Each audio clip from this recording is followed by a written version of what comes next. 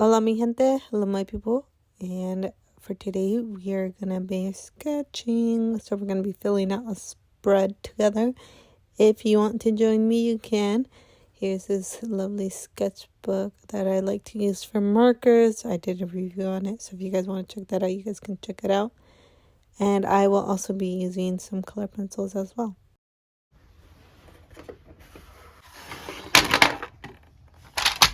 The markers that I will be using are by Blix, and these are alcohol markers. They're not the greatest alcohol markers out there, nor do they have the best range in color, but these are what I have available to me, so that's what I'll be using. For this video, I will be sketching some raccoons, and I have a variety of different images that I will be referencing off of. Some of them I didn't change at all. Some of them I adjusted them in terms of the pose. But I really like working off of reference, because where else am I going to get a picture of a raccoon other than online? Because going out in, for example, the zoo or going out somewhere to find a raccoon is going to be pretty hard for me to do. So the internet is the best way to find images of whatever you're going to reference also off of, whether it's a polar bear, a raccoon, a mouse, a mice, a squirrel. I just always use Pinterest to look for my references, just because it always has the best results in terms of images. So that's what I use. Another reason why I use reference is because I need to know what things look like in real life. I can just draw things off the top of my head, but it's not gonna look realistic in terms of anatomy and things like that, in terms of the way muscles work with animals or people. So things are just gonna look pretty wonky, and I always like to reference off of an image just so I could get anatomy and proportions correctly before I stylize anything. So here I did just start off straight up from just stylizing a little bit in terms of where the mouth and the eyes are distant from. So I did change the proportions of that, but other than that, the head, the roundness of the head, and in terms of the ears and where everything else is located, it stayed the same. And just depending on what I'm feeling that day, I will either go for more of a realistic sense of what the anatomy of that subject is. But today I did start off with just changing a little bit of it and stylizing a little bit before I actually stylized everything. And so that's what you see me here doing. With the marker, what I really enjoy about these alcohol markers is the chisel tip, because I just get to lay down a flat color and also add a bit of texture to it as I'm doing that. So I'm not really trying to do a lot of detail in these sketches, but I do add probably 4 to 5 colors. I try not to do anything else beyond that. And in terms of how long each one took, I would say each sketch took roughly about 10 to 15 minutes. Others took longer, others took shorter. I try not to spend too much time on these sketches, just because that is the point of this, is just to sketch and not really do a finalized illustration. So the first sketch that I did, I tried to stay close to the colors of a realistic raccoon. And I also tried my best to match colors from the marker set to what the image was showing. But obviously the range that I have with the alcohol markers isn't that large of a range in terms of colors, or even in the grays and blacks. So I tried my best to just find the colors that looked closest to the image.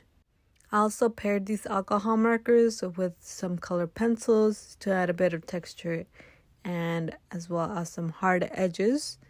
I really like the look of the hard edges paired with alcohol markers as well as watercolors. Again, the alcohol markers were to lay more of a quick flat color and not really do much detail with it, and then come in back with the color pencil so I could render out more of the fur and the look of the overall stylization, I guess. But I really do enjoy seeing other people's work when they do alcohol marker illustrations with color pencils. I also really like when artists use markers with these crayons from like Caran d'Ache or something like that. Pretty sure they're from Caran d'Ache, but I also really like that look as well. I know Gel Arts does that, and a couple other artists that I've seen also do that. I'm not sure, I forgot their channel names. One thing that I've been really trying to do a lot during my break from school is to try and sketch more. So I've been sketching quite a bit lately, and I've also been posting my sketches on Instagram. So if you guys want to go check that out, you guys can. The link is on my YouTube page, but I can also put it down below. And I've also been doing a lot of TikToks with my sketches. I feel like when it comes to handling social media with art, putting up like finalized paintings or finalized illustrations is not something that I really can do, just because I'm limited to time when it comes to like balancing school and things like that. So I don't have a lot of time to just do a full out illustration or a full out painting. The most I have time for is to get a pretty solid sketch down. That's basically it. Sometimes I will do mini illustrations, like probably like a 5x7 illustration, or even smaller. 5x7 I think is still a bit too much for me, but something a little smaller I can do. So you won't be seeing me put on social media a lot of like finalized art, just a bunch of sketches. But if you're into that, go ahead and check that out.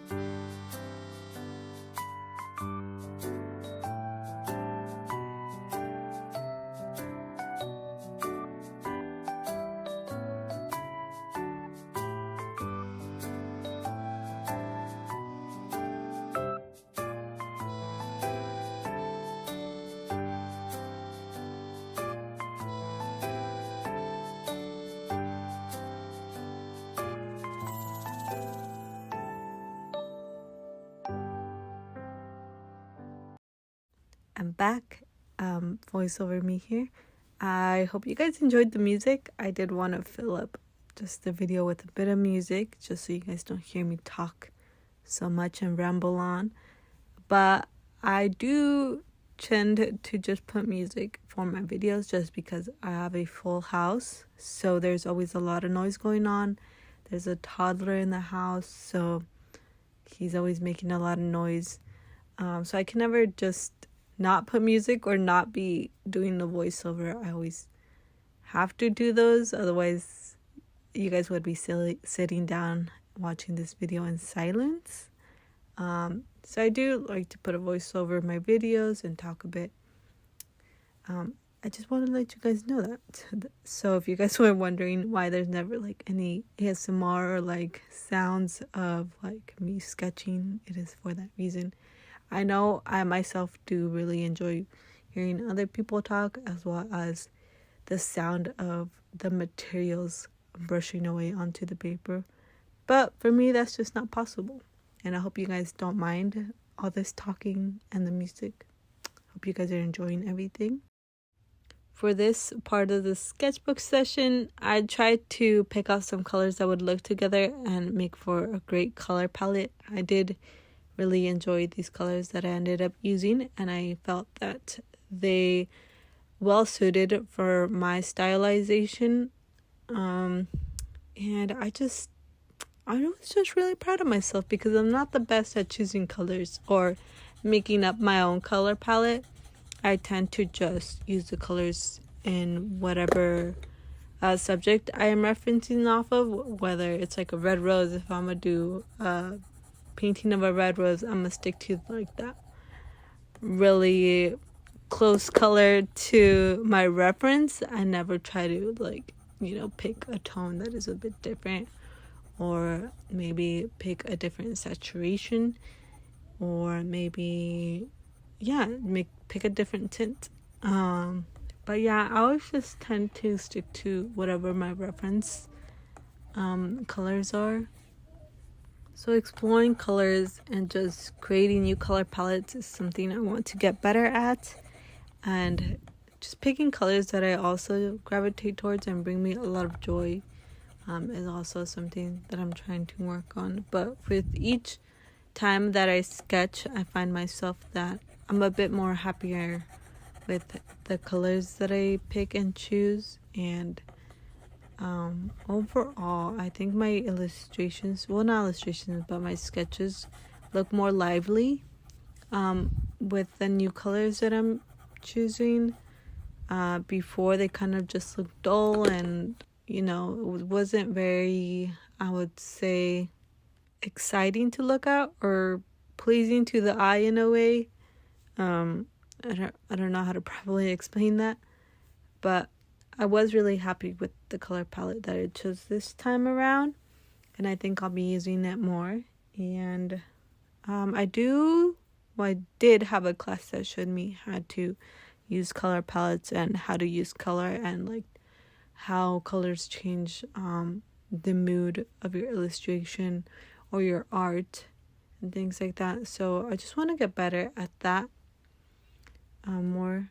And I think these sketches that I'm going to be doing throughout this break are really going to help me out with that.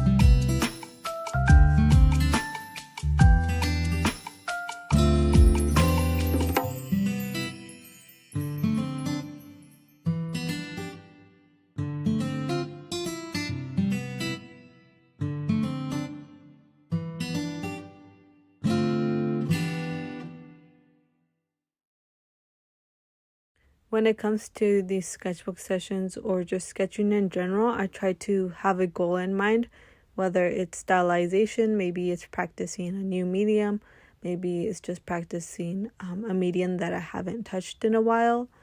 Or for this instance, I did have a goal in mind, which was getting a solid color palette, which I think I did successfully, and I will potentially use this color palette again.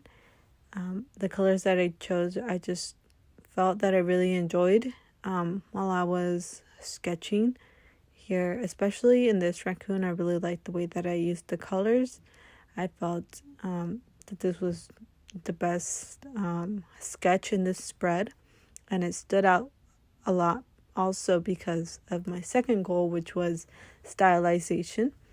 I felt that I was getting into the groove of sort of like stylizing on that third sketch on the other page, and then I just used whatever I practiced onto this sketch, and I just stylized it a bit more in terms of like where the eyes and the mouth go, and also like the proportions of the head and the body. So I felt that I did a good job on this sketch, and I hope to get better when it comes to stylization and character design, just because it's something that I really want to get better at, especially as an animator. It's very important for me to be able to have different styles and be able to copy different styles, and also to be able to make a character stand out when it is needed. So those were my two goals that I had in mind, and I felt that I achieved those goals when it came to this sketchbook session. Like I mentioned before, I do always try to have a goal in mind when it comes to me sketching or these sketchbook sessions, or when I'm filling out a spread or a page. I do always try to have a goal in mind, but sometimes I do just sketch for just sketching, because it brings me a lot of joy to be creative and to just put my pencil down on paper. I am an artist, so it brings me a lot of joy to just, draw something or paint something. I don't always have a goal in mind when it comes to me sketching. Oftentimes I really just like sketching cute things, so that is what brings me a lot of joy. And I want to know what you guys are sketching in your guys' sketchbooks, and what things do you guys do in your guys' creative practice.